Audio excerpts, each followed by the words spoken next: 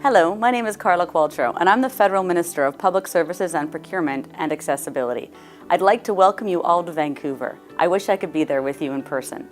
Je tenais à dire quelques mots à tous ceux qui participent à cette conférence pour leur faire part de mon expérience en tant que Canadien en situation de handicap et à titre de ministre responsable de l'accessibilité au Canada.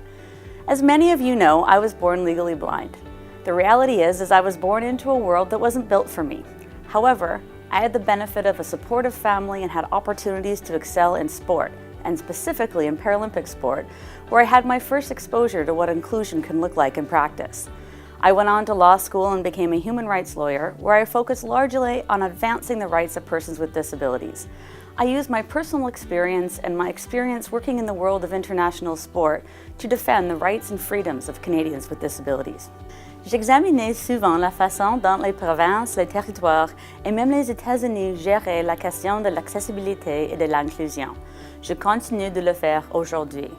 I specifically remember how influential the United States tabling of the Americans with Disabilities Act was in 1990. That year, the United States became a clear leader in accessibility when they committed to the removal of barriers for the equality, independence, and freedom of Americans with disabilities. Here in Canada, our government tabled the most significant piece of legislation in over 30 years for persons with disabilities last June. The proposed legislation is now making its way through the parliamentary process. Momentum is building. Canadians are eager to see this bill receive royal assent.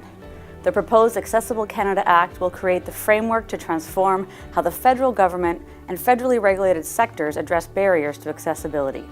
It will also allow us to move from a system where persons with disabilities have to fight every day for basic access to a new model that will proactively identify, remove, and prevent barriers to accessibility and inclusion.